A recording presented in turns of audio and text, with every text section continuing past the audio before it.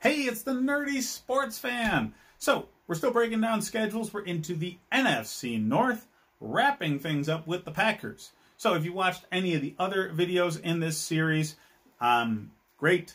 If not, here's how it works. We definitely have games in the win category for sure, based off of what hot garbage team you're playing that week. There's definitely games in the loss category, based off of where you're at in the schedule and what team you're playing.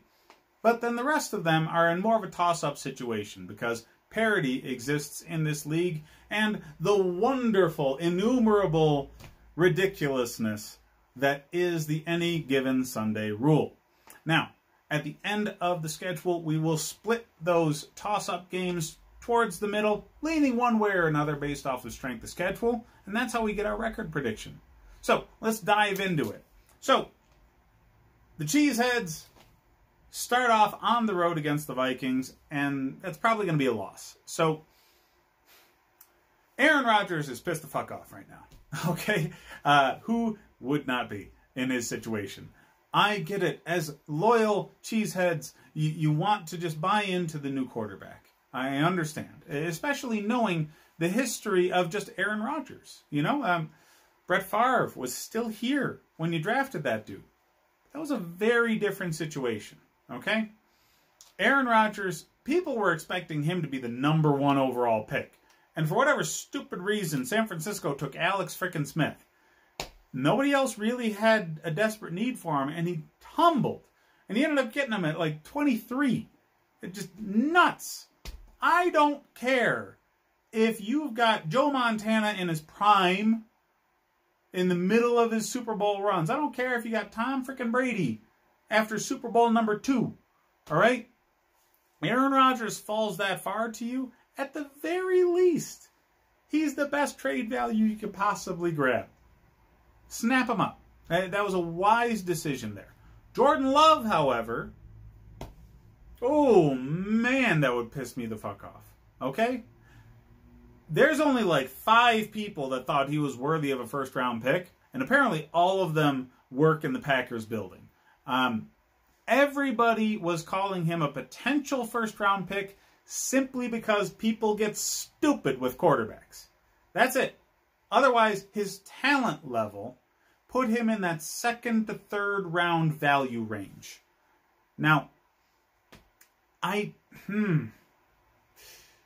trading up to get that guy is really the sticking point for me that's probably pissing Aaron Rodgers off. Now, that being said, Rodgers did not get the help he needed to really strengthen this offense into one cohesive thing. You've got forces pulling apart from one another. You've got the coach and the GM wanting to build the roster in the model of what the San Francisco 49ers are right now. And you have a quarterback and a bunch of holdovers on the team that are still more of a dynamic passing attack driven roster. It's not a complete unit yet. It'll take another offseason for it to be more complete. Maybe 2. So right now in this weird middling ground, in spite of Aaron Rodgers coming out as a man on fire, I just don't see them having the right roster to really dominate at all. It's going to be a tough season. So, week 2, that all being said, even the Lions at home, and I think you're going to thump them. The Lions are not as strong as the Vikings. At all. But nowhere close. And you're getting them at home. So now, Aaron Rodgers being pissed the fuck off is actually going to show. And he's going to take it out on Matthew Stafford and those Lions. Matt Patricia doesn't deserve to be a head coach. And Rodgers is going to show us all why. All right, so at the Saints, I'm being very generous here and saying that this is kind of a toss-up game. Okay? I have some reasonings for this. 1, Aaron Rodgers versus Drew Brees is going to be a show to watch. 2, the 49ers seem to really have the Saints figured out. They were able to beat them on the road. And the coaching staff from those 49ers bleeds into what the Packers are now doing.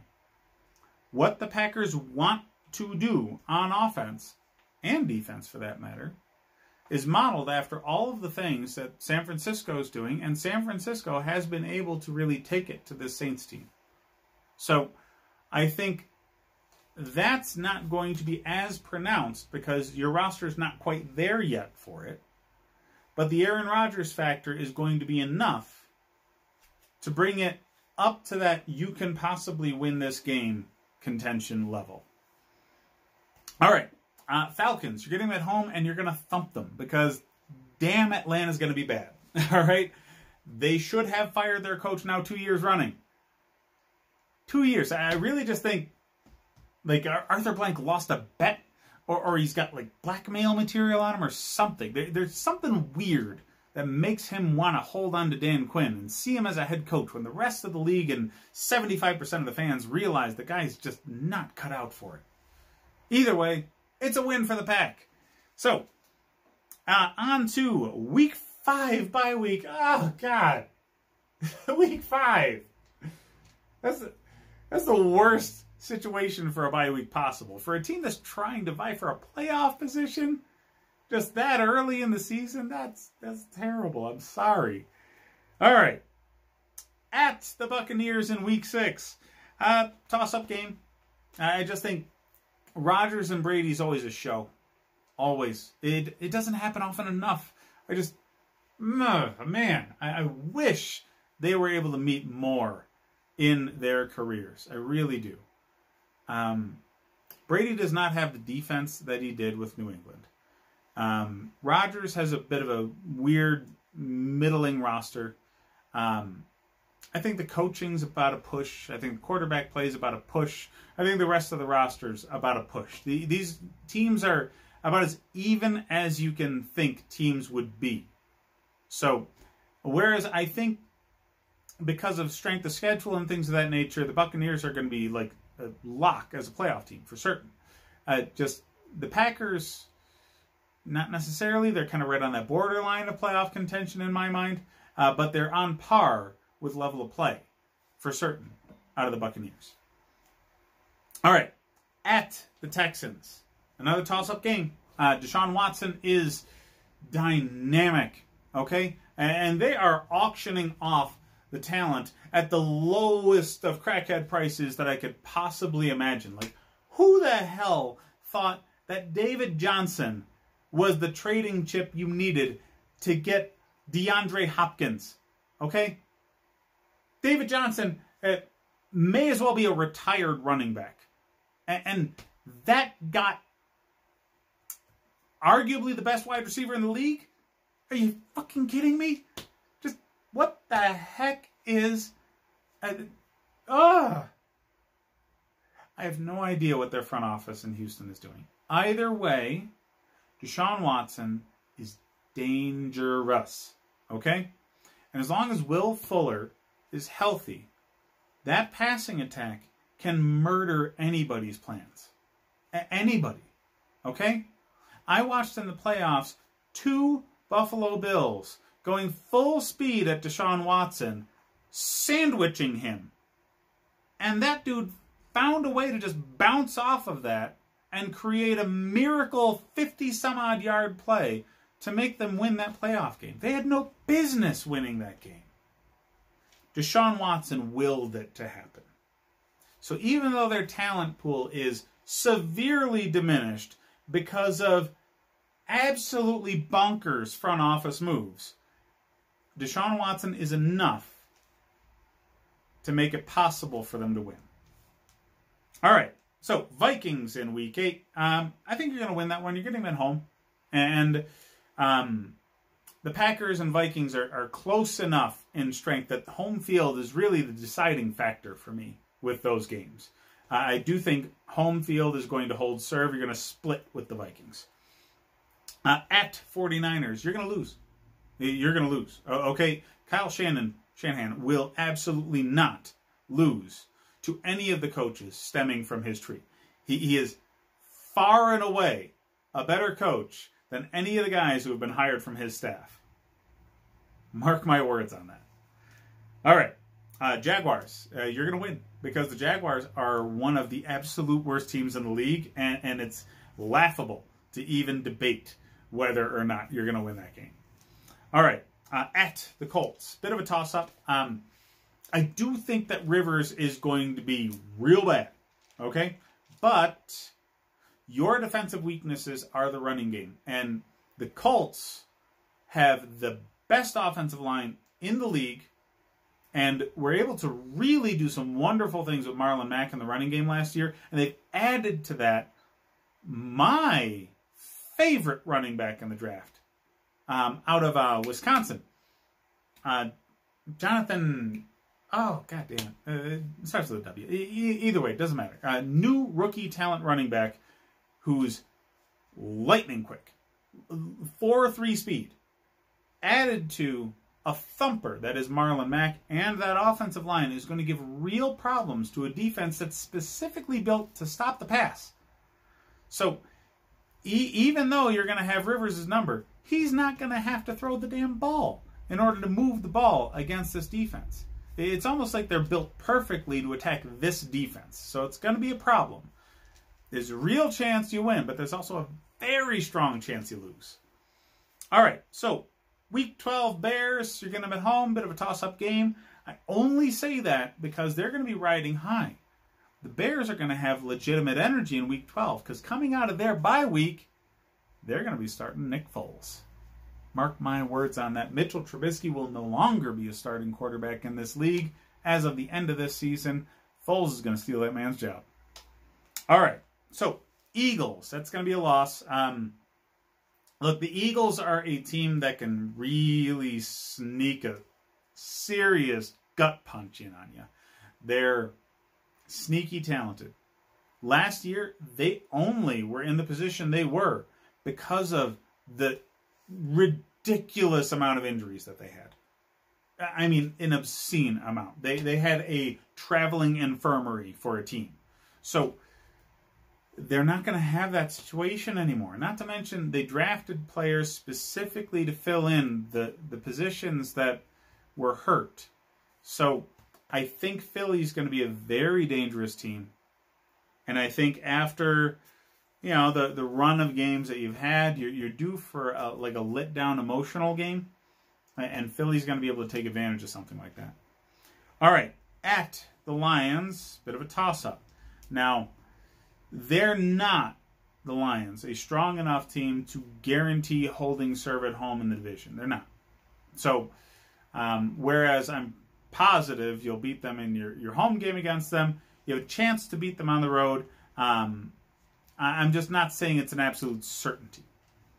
All right, Panthers, you're going to win.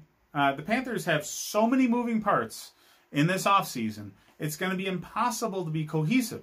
So, whereas you've got a real fracture in your own locker room because of what you did to Aaron Rodgers this offseason, not just drafting his replacement, but not drafting any fucking help for the dude. Just that level of pissed off is nowhere near the level of craziness that's going to be with the Carolina Panthers. They have so many moving parts. New head coach, new quarterback, new number one wide receiver, most of their defense.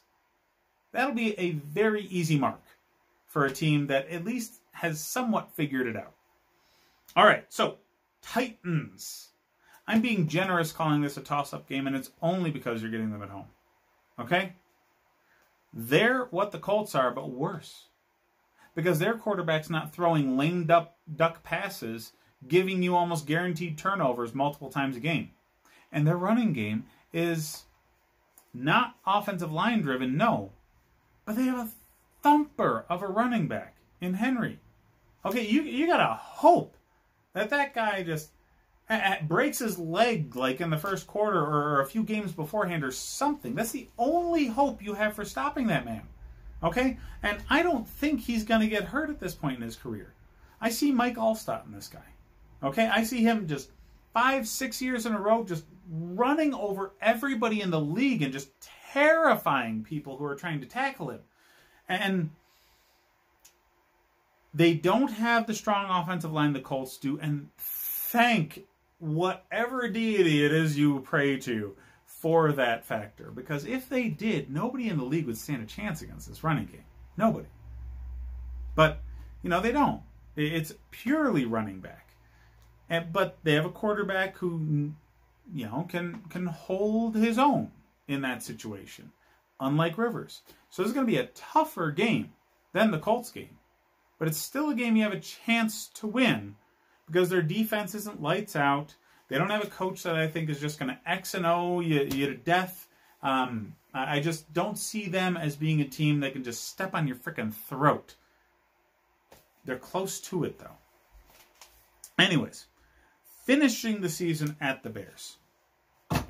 I'm putting this in the toss-up category for one and only one reason.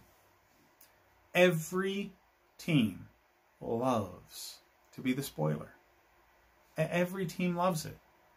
And if you've been paying attention to the games that I think are a guaranteed win and a guaranteed loss, you're at 5-3. If you split things down the middle in the toss-up games, which is warranted based off of strength of schedule, that makes you 9-7 after this game.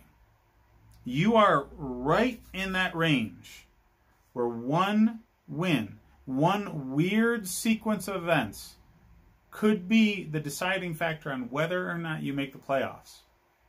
Now, most people in the league outside of Wisconsin believe that last year's record was not necessarily the most deserved thing. Many people thought that the Packers were really a very weak number 2 seed, and rightfully so. When they finally faced San Francisco, man, did they get thumped. So, I can't assume a 12 or 13 win season. I can't. Especially because of the turmoil of this offseason. It's definitely going to be a step backwards. And it's going to be so close. All right? Any number of factors can make it so you get into the playoffs or you're just out. And that's the range I see the Packers being in. But hey, let me know what you guys think. Hit me up in the comments. Like and subscribe if you enjoy the content. Don't forget about my Patreon page. Coming up in the season as we get rolling, you're going to need fantasy football help, and I'm your man. Okay, I dominate fantasy football. Most of my content on this channel is fantasy football come season. And if you need help setting your lineup, you need help setting your draft order, I'm your dude. We're going to be doing watch-alongs live on Patreon as much as I possibly can. So, yeah, hit me up. Now, all of my more nerdier content, the video game stuff, is all being moved to a separate channel, the Nerd Sports Fan. I know, so creative, right? Also, I will be streaming all of my gaming on Twitch as frequently as possible, so hit me up on that if you're interested. Thanks for watching, guys.